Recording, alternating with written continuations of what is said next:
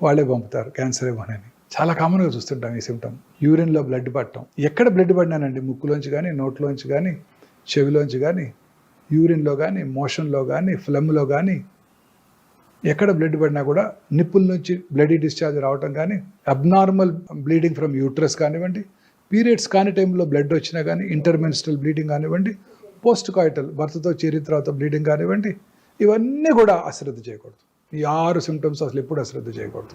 చాలా very important warning signals. ఇప్పుడు భారతదేశంలో స్త్రీలలో అత్యధికంగా కనబడే క్యాన్సర్ బ్రెస్ట్ క్యాన్సర్. 2022లో 2,24,000 బ్రెస్ట్ క్యాన్సర్ డయాగ్నోస్ అయ్యాయి. 2010లో ఇట్ వాజ్ 80. రోజుకి పెరిగిపోతుంది. ఇంకొక బ్యాడ్ న్యూస్ ఏంటంటే, భారతదేశంలో చూసే బ్రెస్ట్ క్యాన్సర్ పేషెంట్స్ యంగేజ్లో వస్తున్నారు. యంగేజ్లో వస్తే దే ఆర్ వెరీ అగ్రెసివ్. ఏ క్యాన్సర్ అయినా for that matter except thyroid, ఏ క్యాన్సర్ అయినా చిన్న వయసులో వచ్చిందంటే 20 to 40 మధ్య వచ్చిందంటే చాలా అగ్రెసివ్గా బిహేవ్ చేస్తాయి.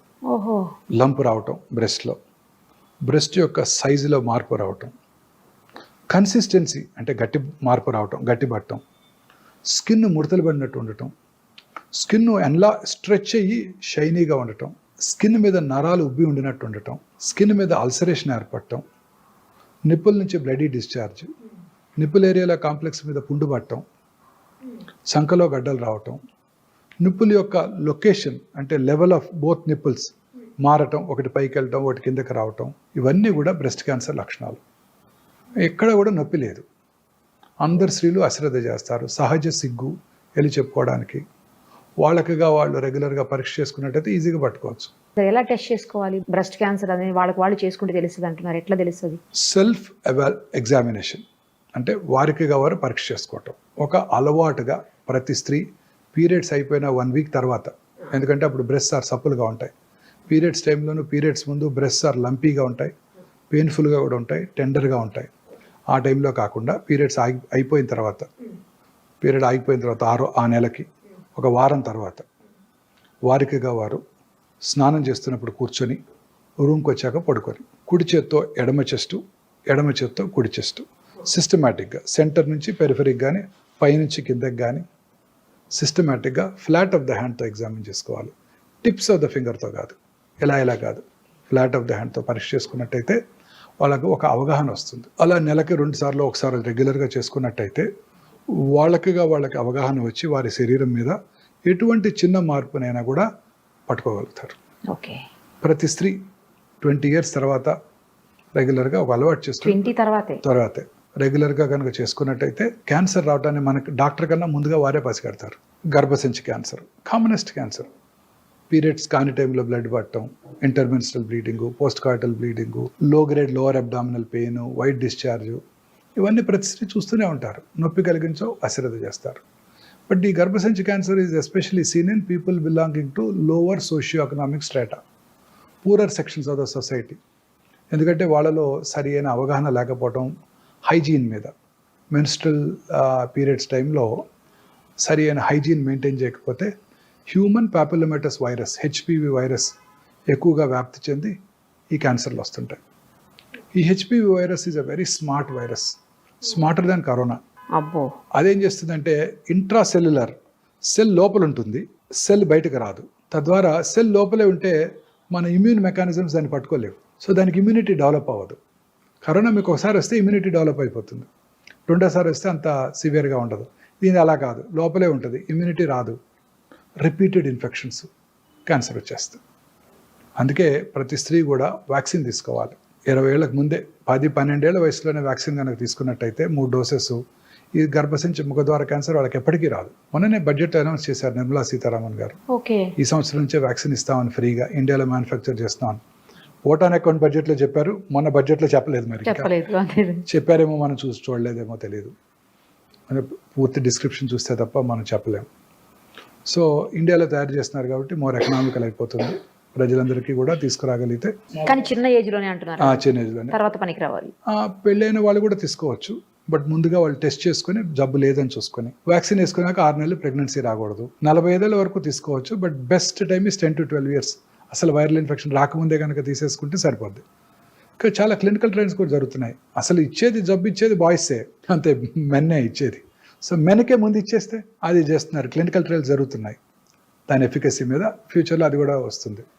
మెన్లో కూడా ఓరల్ క్యాన్సర్స్కి మైకల్ డగ్లస్ చెప్పారు కదా, famous movie artist Hollywood, oral క్యాన్సర్స్కి రావడానికి కూడా అబ్రాడ్లో HPV virus is the most commonest cause. మనకి tobacco usage, gutka usage, smokeless tobacco and smoking tobacco is the risk factor, most important risk factor మనకి. So అలాగే పుట్టుమచ్చల్లో వచ్చే క్యాన్సర్స్, మెలనోమా అంటాం. పుట్టుమచ్చ సైజు పెరిగిన, కలర్ మారిన, పుండుబడిన, ఫ్లేక్స్గా ఊడిపోతున్న, బ్లడీ డిశ్చార్జ్ ఉన్న, అవి క్యాన్సర్గా మారుతున్న లక్షణాలు అనమాట. ఈ పుట్టుమచ్చ క్యాన్సర్స్ వెరీ డేంజరస్ అండి, చాలా అగ్రెసివ్గా పాకుతుంటాయి. ఇలా వచ్చిన లొకేషన్ బట్టి మన క్యాన్సర్స్ లక్షణాలు ఉంటాయి అన్నమాట. సార్ చెప్పండి, ఇప్పుడు ఒక హెరిడిటరీగా వచ్చేటువంటి క్యాన్సర్స్ ఉంటాయి కొంతమందికి అలా కాకుండా కేవలం వాళ్ళ హ్యాబిట్స్ తోటి, ఫుడ్ హ్యాబిట్స్ లేదంటే డ్రంకన్ కండిషన్స్, బాగా ఆల్కహాలిక్, లేదంటే స్మోకింగ్, ఇలాంటి వాటితోటి వచ్చే క్యాన్సర్స్ ఉంటాయి. మరి ఇలాంటివి కూడా హెరిడిటరీ క్యాన్సర్స్గా మారే అవకాశం ఉంటుందా, అలా ఏముండదా? అండి, cancer is not hereditary, first మీరు తెలుసుకోవాలి. అది ఒక 6 రకాల క్యాన్సర్స్: బ్రెస్ట్, ఓవరీ, థైరాయిడ్, ప్రాస్టేటు, కోలను, ప్యాంక్రియాస్. ఇవి కనుక దగ్గర బంధువుల్లో ఉన్నట్టయితే, అంటే అక్క చెల్లెలకి, అన్నదమ్ములకి, తల్లిదండ్రులకు ఉన్నట్టయితే, ఫస్ట్ డిగ్రీ రిలేటివ్స్లో వాళ్ళకి ఈ క్యాన్సర్ వచ్చే అవకాశాలు సాధారణ ప్రజానీకం కంటే కొంచెం ఎక్కువ. అంతే తప్ప వాళ్ళకి వస్తేనే కాదు. ఓకే, కొన్ని జన్యుపరమైన కారణాల వల్ల క్యాన్సర్స్ వస్తాయి. Most important BRCA1, BRCA2, famous personality Hollywood movie heroine Angelina Jolie. తల్లిగారికి ట్రిపుల్-నెగటివ్ బ్రెస్ట్ క్యాన్సర్ వస్తే వారు ఈ BRCA1, BRCA2 టెస్ట్ చేయించుకొని 2011లోనే వారు bilateral mastectomy, subcutaneous mastectomy, implant place చేసుకున్నారు. అలాగే బైలాటరల్ ఊఫరెక్టమీ కూడా చేయించుకున్నారు. 2 ఓవరీస్ కూడా తీయించేసుకున్నారు. Hereditary breast ovarian cancer syndrome అంటారు దీన్ని. సో ఈ 2 కనుక ఉన్నట్టయితే 100% breast cancer, 70 to 80% ovarian cancer వస్తుంది. అందుకే అమ్మాయి అంత చిన్న వయసులోనే 2 బ్రెస్ట్లు, 2 ఓవరీలు తీయించుకుంది. ఇక ఆమెకు వచ్చే ఛాన్స్ ఉండదా? ఉండదు. ఇంకా BRCA1, BRCA2 మ్యుటేషన్. మొన్న మధ్య హంసానందని గారు కూడా అనౌన్స్ చేశారు, వారికి ట్రిపుల్-నెగటివ్ బ్రెస్ట్ క్యాన్సర్, వారికే BRCA1 పాజిటివ్ ఉందని. వారికి కూడా బ్రెస్ట్ క్యాన్సర్ వచ్చే అవకాశాలు 90%, ఓవేరియన్ క్యాన్సర్ వచ్చే అవకాశాలు 60 to 70%. సో ఈ BRCA1, BRCA2 పాజిటివ్ ఉంటే వాళ్ళకి ద రిస్క్ రిడక్షన్ సర్జరీస్ అని ముందే చేయించుకున్నట్టయితే క్యాన్సర్ రాకుండా కాపాడుకోవచ్చు. తర్వాత కొన్ని రకాల thyroid cancers, medullary thyroid carcinoma, RET gene అంటారు, RET జీన్, రెడ్ జీన్, అది కనుక్కున్నట్టయితే వాళ్ళకి ఆ క్యాన్సర్ వస్తుంది. మల్టిపుల్ ఎండోక్రైన్ నియోప్లేషియా అని కూడా అంటారు. సో వాళ్ళకి ఆ మెడులరీ కార్సినోమా ఉండి రెడ్ జీన్ కనుక పాజిటివ్ ఉంటే వాళ్ళ పిల్లలకి థైరాయిడెక్టమీ చేసేయాలి ఫస్టే. ఎప్పుడు చేయాలి? 1 year రాకముందే చేసేయాలి, అప్పుడే బెస్ట్ సర్వ్డ్. అంత చిన్న ఏజ్. రెడ్ జీన్ పాజిటివ్ ఉంటే 1 year రాకముందే చేసేసేయాలి థైరాయిడ్ సర్జరీ, టోటల్ థైరాయిడెక్టమీ చేయించేసుకోవాలి. అలాగే FAP gene, familial adenomatous polyposis coli, ఈ FAP జీన్ పాజిటివ్ ఉన్న వాళ్ళలో 35 నుంచే క్యాన్సర్లు వచ్చేస్తుంటాయి కోలంలో. ఆ FAP జీన్ పాజిటివ్ ఉంటే 35 years రాగానే కొలనోస్కోపీ చేయించుకొని, లేకపోతే ముందుగానే కొలనోస్కోపీ స్క్రీనింగ్ చేసుకుంటూ పాలిప్స్ కనుక డెవలప్ అయిన వెంటనే టోటల్ ప్రాక్టోకోలెక్టమీ చేసేసుకుంటే ఆ క్యాన్సర్ అవడాన్ని మనం నిరోధించవచ్చు. అలాగే hereditary non polyposis colon cancer కూడా ఉంది, లించ్ సిండ్రోమ్ అంటారు. వాళ్ళకు కూడా ఈ కోలన్ క్యాన్సర్ స్క్రీనింగ్ రెగ్యులర్గా చేసుకోవాల్సి ఉంటుంది. సో ఇంకా ఇతరత్ర ఫుడ్ హ్యాబిట్స్ వలన, మీరు అన్నట్టు స్మోకింగ్, ఆల్కహాల్ వలన క్యాన్సర్స్ వస్తాయి. వాళ్ళలో అవి జనరల్గా వంశపారంపర్యం కాదు, అవి జనరల్గా లేట్ ఏజ్లో వస్తుంటాయి. ఓకే. సో స్మోకింగ్ చేసే వాళ్ళను, గుట్కా తినే వాళ్ళలో ఈ క్యాన్సర్స్ చూస్తుంటాం చాలా రెగ్యులర్గా. అది వంశపారంపర్యం కాదు. సార్ ఇప్పుడు ఒకసారి స్మోకింగ్ చేసి 10 ఏళ్ళు, 15 ఏళ్ళు, 20 ఏళ్ళు స్మోకింగ్ చేసి ఆపేసి 20 ఏళ్ల తర్వాత కూడా వచ్చే అవకాశం ఉంటుందా? 20 ఏళ్ళు ఏంటంటే 50 ఏళ్ళ తర్వాత కూడా వచ్చే అవకాశం ఉంటుంది. ఆ పాపం అలానే వెనకాలే వెంటబడుతూనే ఉంటుంది. చాలా మంది అంటారు, నేను స్మోకర్ అంటే కాదు పో అంటారు. అదే ఎప్పుడు చాలా 50 ఏళ్ళు ఉందండి ఆపేసి అంటారు. 50 ఏళ్ళు కాదు 60 ఏళ్ళైనా ఆ పాపం వెనకాలే వెంటాడుతుందండి. స్మోక్ చేసిన 6 secondsలో 400 to 500 క్యాన్సర్ కారక సబ్స్టెన్సెస్, కార్సినోజెన్స్ బ్లడ్లోకి వచ్చి బాడీ అంతా బ్రెయిన్ నుంచి కింద వరకు ఎక్కడైనా క్యాన్సర్ కలిగించవచ్చు. గర్భసంచి ముఖద్వారం, స్మోక్ చేసే ఆడవాళ్ళలో అక్కడ కూడా క్యాన్సర్ వస్తుంది. ఎండోమెట్రియల్ క్యాన్సర్ అని ఒకటి ఉంది. గర్భసంచిలో 2 parts ఉన్నాయి, body and cervix. Cervix cancer వస్తుంది స్మోక్ చేస్తే, కానీ స్మోక్ చేసే ఆడవాళ్ళలో ఎండోమెట్రియల్ క్యాన్సర్ వచ్చే అవకాశాలు తక్కువ ఉంటాయి. Interesting observation. ఇండియాలో స్మోక్ చేయరు కదా, మన లేడీస్ చేయరు, చాలా తక్కువ వేళ్ళ మీద లెక్క పెట్టచ్చు. అమెరికాలో వాళ్ళు ఎక్కువ చేస్తారు, మగవాళ్ళ కంటే ఎక్కువ స్మోక్ చేస్తున్నారు, వాళ్ళు పోటీగా చేస్తున్నారు. వాళ్ళలో సర్విక్స్ క్యాన్సర్ వచ్చే అవకాశాలు ఉంటాయి, బట్ ఎండోమెట్రియల్ క్యాన్సర్ తగ్గిపోద్దంట. Very interesting epidemiological data. First time in America ఈ స్మోకింగ్ వల్ల వచ్చే lung cancer incidence first time తగ్గింది. గత 100 ఏళ్ళుగా లంగ్ క్యాన్సర్ ఇన్సిడెన్స్ పెరుగుతూనే ఉంది. పాస్ట్ 2 ఇయర్స్గా వాళ్ళు చేసిన క్యాంపెయిన్స్ వల్ల కానివ్వండి, అవేర్నెస్ వల్ల కానివ్వండి, స్మోకింగ్ తగ్గిపోతుంది. ఇండియాలో కూడా బాగా తగ్గిపోయింది స్మోకింగ్. చాలా తగ్గిందండి స్మోకింగ్, బాగా తగ్గిపోయింది. ప్రజెంట్ జనరేషన్ పెద్దగా స్మోక్ చేయట్లేదండి. సార్ వీటన్నిటికీ అసలు స్క్రీనింగ్ అనేది ఇంపార్టెంట్ కదా, చాలా ఇంపార్టెంట్. ఎలా అసలు అంటే ఎలా తెలుస్తుంది, ఎప్పుడు చేయించుకోవాలి, ఎలా చేయించుకోవాలి? అన్ని క్యాన్సర్స్కి స్క్రీనింగ్ లేదండి.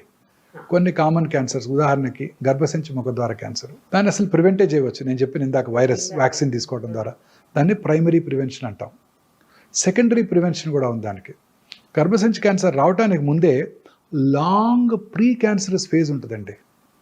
అంటే క్యాన్సర్ అవడానికి ఒక 5-6 ఏళ్ల ముందే పట్టుకోవచ్చు, ఇది అశ్రద్ధ చేస్తే క్యాన్సర్గా మారుతుందని, చిన్న పాప్స్మియర్ టెస్ట్ చేసుకోవడం ద్వారా. సో అలాంటి ప్రీ క్యాన్సరస్ ఫేజ్లో కనుక్కుంటే ఆ గర్భసంచి తీసేస్తే వాళ్ళకి ఇంకా క్యాన్సర్ రాదు.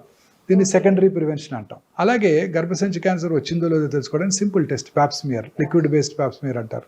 ప్రతి సెక్షువల్లీ యాక్టివ్గా అయినాక, అంటే పెళ్ళైనాక ఫస్ట్ 1 ఇయర్, సంవత్సరానికి ఒకసారి, 3 ఏళ్ళ తర్వాత నుంచి 2-3 ఏళ్ళకి ఒకసారి పాప్స్మియర్ చేయించుకోవడం ద్వారా మనం ఈ క్యాన్సర్ అవడాన్ని ముందుగా పసిగట్టవచ్చు. మన ఇండియన్ ఉమెన్ అయితే ఎస్పెషలీ కోస్టల్ ఆంధ్రప్రదేశ్, తమిళనాడు, ఒరిస్సాల్లో ఈ క్యాన్సర్ ఇన్సిడెన్స్ చాలా ఎక్కువ. కారణం ఏంటంటే పావర్టీ, రెండోది హైజీనిక్ ప్రాక్టీసెస్ మీద అవగాహన లేకపోవటం, మూడోది తేమ కలిగిన వాతావరణంలో ఈ వైరస్ ఎక్కువగా వ్యాప్తి చెందుతుంది. అక్కడ హ్యూమిడిటీ ఎక్కువ ఉంటుంది కదండి సముద్ర తీరంలో, వాళ్ళలో ఈ వైరస్ ఎక్కువగా వ్యాప్తి చెంది క్యాన్సర్ ఎక్కువ వస్తుంది. వాళ్ళు సంవత్సరానికి ఒకసారి పాప్స్మియర్ టెస్ట్ చేసుకోవడం ద్వారా క్యాన్సర్ రావడాన్ని ముందుగా పసిగట్టవచ్చు. సో ఎర్లీగా పట్టుకుంటే క్యూర్ అయిపోతుంది. Okay sir. ఇది first. Second breast cancer. Breast క్యాన్సర్కి 3 ఆర్మ్స్ ఉన్నాయి. ఒకటి సెల్ఫ్ ఎగ్జామినేషన్, ఇందాక మనం డిస్కస్ చేసాం. రెండోది మ్యామోగ్రఫీ పరీక్ష. చాలా మందికి అపోహలు ఉన్నాయి, మ్యామోగ్రఫీ పరీక్ష చేయించుకుంటే దాంట్లో రేడియేషన్ ఎక్స్పోజర్ ఉంటుంది, బాగా గట్టిగా నొక్కేస్తారు బ్రెస్ట్ని, చాలా పెయిన్ఫుల్గా ఉంటుంది. ఇవన్నీ కూడా అపోహలు మాత్రమే. ఇప్పుడు కొత్తగా వచ్చిన డిజిటల్ మ్యామోగ్రామ్స్తో రేడియేషన్ ఎక్స్పోజర్ బాగా తగ్గిపోయింది, కంప్రెషన్ కూడా పెద్దగా ఉండదు. 3D డిజిటల్ మ్యామోగ్రఫీలో అయితే అసలు కంప్రెస్ చేయకుండానే మనం రేడియోగ్రామ్ తీసుకోవడానికి అవకాశం ఉంది. ప్లస్ జనరల్గా మ్యామోగ్రామ్ చేయించుకోవటం కూడా పీరియడ్స్, ఆ నెల పీరియడ్స్ అయిపోయిన తర్వాత 1 వారం తర్వాత చేయించుకుంటే పెయిన్ పెద్దగా ఉండదు. సో మ్యామోగ్రఫీ పరీక్ష బేస్ లైన్ 30, 35, 40, ఆ తర్వాత 2-3 ఏళ్ళకి ఒకసారి 50 వరకు, 50 నుంచి 65 మాత్రం సంవత్సరానికి ఒకసారి మ్యామోగ్రఫీ చేయించుకోవడం ద్వారా ఖచ్చితంగా పట్టుకోవచ్చు. స్కార్డ్ బ్రెస్ట్, అంటే బ్రెస్ట్ లంపెక్టమీలో కనుక చేస్తున్నట్టయితే ఇంతకుముందు, అప్పుడు మ్యామోగ్రఫీ పెద్ద యూస్ఫుల్గా ఉండదు. చాలామంది ఇంప్లాంట్స్ పెట్టుకుంటుంటారు, వాళ్ళలో కూడా మ్యామోగ్రఫీ యూస్ఫుల్గా ఉండదు. వాళ్ళకి MR మ్యామోగ్రఫీ చేయాల్సి ఉంటుంది, మ్యాగ్నెటిక్ రెజొనెన్స్ మ్యామోగ్రామ్. ఇప్పుడు కొత్తగా పెట్ MR మ్యామోగ్రామ్ కూడా అందుబాటులోకి వచ్చింది. పెట్ MR మ్యామోగ్రామ్ ఫస్ట్ టైం ఇండియాలో హైదరాబాద్లోనే అందుబాటులోకి వచ్చింది. మన దగ్గర ఉందండి. పెట్ MR మ్యామోగ్రామ్ చేసుకోవడం ద్వారా ఆ క్యాన్సర్ని చాలా ఎర్లీగా ఐడెంటిఫై చేయవచ్చు. MR మ్యామోగ్రామ్లో మ్యామోగ్రఫీలో ఉన్న రేడియేషన్ ఎక్స్పోజర్ కూడా ఉండదు, and MRI is no radiation కదా. ఇది కూడా స్క్రీనింగ్ పనిచేస్తుంది. అది చేయించుకుంటే ఎక్కువ కొంచెం గ్యాప్ తీసుకోవచ్చా నెక్స్ట్ దానికి? అలా ఏం లేదండి, టైంకి చేసుకోవాల్సిందే. ఆ ఫేమస్ ఎగ్జాంపుల్ మార్టినా నవరతులవా, ప్రతి ఇయర్ జనవరిలో చేసుకుంటుంది, unmarried lady. So she doesn't have children. So వాళ్ళకి రిస్క్ ఎక్కువ. పిల్లలు లేని వాళ్ళకి, లేట్గా ఫస్ట్ చైల్డ్ పుట్టిన వాళ్ళకి, family history of breast cancer ఉన్న వాళ్ళకి, ఒక సైడ్ బ్రెస్ట్ క్యాన్సర్ వచ్చి ఉంటే రెండో సైడ్ వచ్చే అవకాశాలు ఎక్కువగా ఉంటాయి. మూడోది వయసు పెరిగే కొలది. ఇవన్నీ బ్రెస్ట్ క్యాన్సర్ రిస్క్ ఫ్యాక్టర్స్. జనవరికి అమ్మాయి మ్యామోగ్రామ్ చేయించుకునేది. సో సడన్గా జనవరి బదులు మేలో చేయించుకున్నారు, వచ్చేసింది చిన్న లంపు. అప్పుడు she was a commentator for French open అప్పుడు. సో సర్జరీ చేయించుకొని she was giving commentary for the French open tennis. So అందుకని టైంకి చేయించుకోవాలి, సంవత్సరానికి ఒకసారి 50 దాటాక. ఎస్పెషల్లీ రిస్క్ ఫ్యాక్టర్స్ ఉన్న స్త్రీలు, ఒబీస్ ఉమెను, స్మోక్ చేసే ఉమెను, ఆల్కహాల్ తాగే ఉమెను, వీళ్ళందరికీ రిస్క్ ఎక్కువ అండి. ఒబిసిటీతో అన్ని క్యాన్సర్స్ ఎక్కువైపోతాయి. ఆ రాత్రిపూట మనం ప్రశాంతంగా 7-8కో 8కో భోజనం చేసేసి 9 అలా పడుకొని నిద్రపోతే పొద్దున్నే ఒక చక్కటి ఎర్లీ మార్నింగ్ 1 o'clock 2 o'clock ఒక హార్మోన్ ఉత్పత్తి అవుతుంది. ఆ hormone has a strong anti cancer properties. So ఈ రాత్రిపూట పనిచేసే పురుషుల్లోను స్త్రీలలో ముఖ్యంగా బ్రెస్ట్, కోలను, ఓవేరియన్ క్యాన్సరు, పురుషుల్లో అన్ని రకాల క్యాన్సర్లు, ప్రాస్టేట్ క్యాన్సర్తో సహా అన్నీ వచ్చేస్తాయి వాళ్ళకి. ఆ యాంటీ క్యాన్సర్ హార్మోన్ ఉత్పత్తి ఆగిపోతుంది.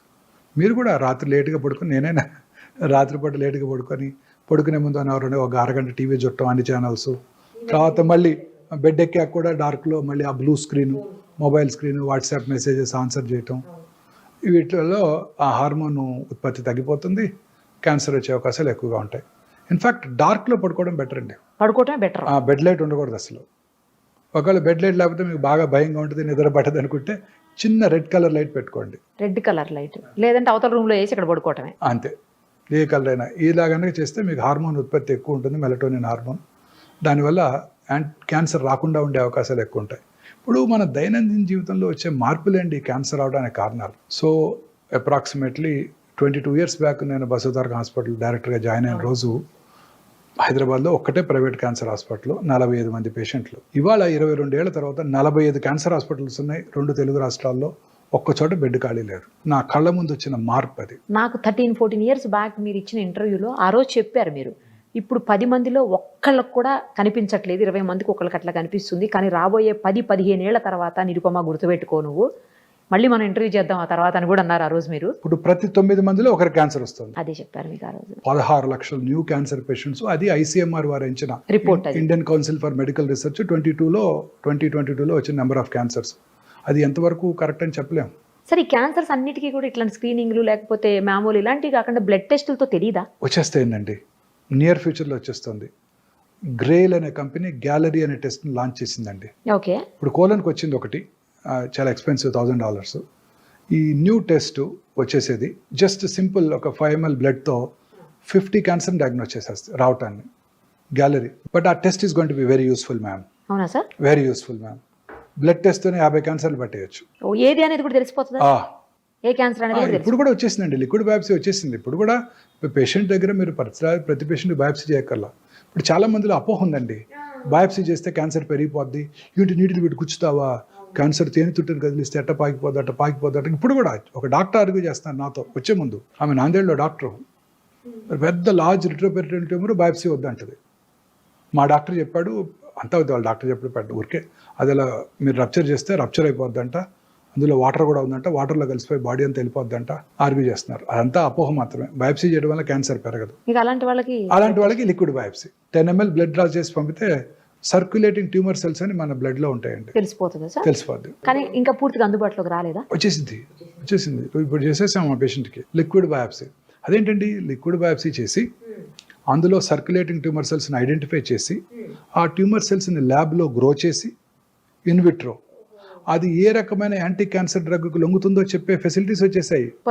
దీనిని ఆంకోనామిక్స్ టెస్టింగ్ అంటారు. మన దగ్గర ఉంది. ఇంకా అదే బ్లడ్లో సర్క్యులేటింగ్ ట్యూమర్ ఫ్రీ DNA ఉంటుంది. ఆ DNAని నెక్స్ట్ జనరేషన్ సీక్వెన్సింగ్ చేసి ఏ రకమైన జన్యుపరమైన మ్యూటేషన్ వల్ల ఈ క్యాన్సర్ వచ్చిందో తెలుసుకునే ఫెసిలిటీ కూడా వచ్చేసింది. అంటే ఇప్పుడు సైంటిస్ట్ బిలీవ్ దాన్ని ఫౌండేషన్ 1 టెస్ట్ అంటారు. మన బాడీలో అబౌట్ 2000 ప్రోటాన్ కోడింగ్ జీన్స్ ఉంటాయి. జెనోమిక్ మ్యాపింగ్ అయిపోయింది, Watson and Crick Nobel prize కూడా వచ్చింది. Equally good number of non proton coding jeans కూడా ఉంటాయి. ఈ ప్రోటాన్ కోడింగ్ జీన్స్లో ఒక 500 to 600 ఆంకోజీన్స్ అంటే క్యాన్సర్ కారక జన్యువుల్ని సైంటిస్టులు ఐడెంటిఫై చేశారు. ఈ క్యాన్సర్ కారక ఈ 500-600 క్యాన్సర్ కారక జన్యువుల్లోనే మ్యూటేషన్ వల్ల క్యాన్సర్ వస్తుంది కూడా అని సైంటిస్టులు గట్టిగా నమ్ముతున్నారు. మ్యూటేషన్ అంటే ఏదో జన్యుపరమైనదిగా, అంటే తల్లిదండ్రుల నుంచి వచ్చిన దగ్గర కాదు, ఇతరత్ర కారణాలు, స్మోకింగ్ వల్ల మ్యూటేషన్ రావచ్చు, పెస్టిసైడ్ వల్ల మ్యూటేషన్ రావచ్చు, పొల్యూషన్ వల్ల మ్యూటేషన్ రావచ్చు, మానసిక ఆందోళన వల్ల మ్యూటేషన్ రావచ్చు. ఆ మ్యూటేషన్ వల్లే క్యాన్సర్ వస్తుంది అని సైంటిస్టులు ఇప్పుడు గట్టిగా నమ్ముతున్నారు. ఈ 10 ml బ్లడ్లోంచే సర్క్యులేటింగ్ ట్యూమర్ సెల్స్ని ఐడెంటిఫై చేసి ఆ ట్యూమర్ సెల్స్ని ల్యాబ్కు పంపించి ఏ రకమైన యాంటీ క్యాన్సర్ డ్రగ్కు లొంగుతుందో తెలుసుకోవచ్చు. అలాగనే ఇదే బ్లడ్లో సర్క్యులేటింగ్ ట్యూమర్ ఫ్రీ DNA ఉంటుంది. ఆ DNAని మనం ఈ NGS చేసుకొని ఏ రకమైన జన్యుపరమైన మ్యూటేషన్ వల్ల ఈ క్యాన్సర్ వచ్చిందో తెలుసుకొని ఆ జన్యుపరమైన మ్యూటేషన్ని టార్గెట్ చేసే మెడిసిన్ ఉందా లేదో చూసి ఆ మెడిసిన్ ఇచ్చేస్తే అది కూడా క్యూర్ అయిపోవడానికి అవకాశం ఉంది. అంత అడ్వాన్సెస్ ఇప్పుడు మనకి అందుబాటులోకి వచ్చేసాయి. సో ఈ జన్యుపరమైన మ్యూటేషన్ రావడానికి గల కారణం పెస్టిసైడ్స్ కావచ్చు, పొల్యూషన్ కావచ్చు, ఆల్కహాల్ కావచ్చు, స్మోకింగ్ కావచ్చు, ఆ హార్మోనల్ ఇన్ఫ్లుయెన్స్ కావచ్చు, వైరల్ ఇన్ఫెక్షన్, హ్యూమన్ పాపిలోమాటస్ వైరస్ కావచ్చు, హెపటైటిస్ B వైరస్ కావచ్చు, వీటన్నిటి వల్ల మ్యూటేషన్ రావచ్చు. అన్నిటికన్నా మోస్ట్ ఇంపార్టెంట్ నేను నమ్మేది ఏంటంటే, ఇన్ని 30 సంవత్సరాలు experience general surgery, oncology surgery practice చేసిన తర్వాత అన్నిటికన్నా మోస్ట్ ఇంపార్టెంట్ కాదు మానసిక ఆందోళన. మానసిక ఆందోళన వల్లే ఈ మ్యూటేషన్స్ వస్తున్నాయి, ఈ క్యాన్సర్లు పెరిగిపోతున్నాయి. ఇలా ఈ మానసిక ఆందోళన వలన అన్ని రకాల జబ్బులు వస్తున్నాయని నేను గట్టిగా నమ్ముతున్నాను మేడం. 30 ఏళ్ళు ఆంకాలజీ ప్రాక్టీస్ చేశాక అన్ని రకాల జబ్బులకి, కరోనా కానివ్వండి, కరోనరీ ఆర్టరీ డిసీజ్ కానివ్వండి, సెరిబ్రోవాస్కులర్ యాక్సిడెంట్ కానివ్వండి, క్యాన్సర్ కానివ్వండి, క్యాన్సర్ కూడా. అన్నీ కూడా ఈ మానసిక ఆందోళన వల్ల. మనసు ప్రశాంతంగా సంతోషంగా ఉండాలి. చాలా పర్ఫెక్ట్ చెప్పారు సార్. ఫైనల్లీ ఒక్కటి చెప్పండి, మీరు చాలా బిజీ ఉన్నారు, ఈ ఒక్కటే, ఇంకా ఎక్కువ క్వశ్చన్స్ అడగను. సార్, అన్ని రకాల జబ్బులకి ముందే వ్యాక్సిన్స్ వస్తున్నాయి, రకరకాల ప్రివెన్షన్స్ వస్తున్నాయి, ఎందుకు క్యాన్సర్కి రావట్లేదు? క్యాన్సర్కి కాజ్ అండ్ ఎఫెక్ట్ లేదు కదా, ఇంకా తెలియదు కదా. ఇప్పుడు సర్వైకల్ క్యాన్సర్ కనుక్కున్నారు, హ్యూమన్ పాపిలోమాటస్ వైరస్ ఇన్ఫెక్షన్ వస్తే క్యాన్సర్ వస్తుంది, దానికి వ్యాక్సిన్ కనుక్కున్నారు. మిగతా క్యాన్సర్స్కి ఇంకా కాజ్ తెలియదు కదా. We presume it is to be some mutation.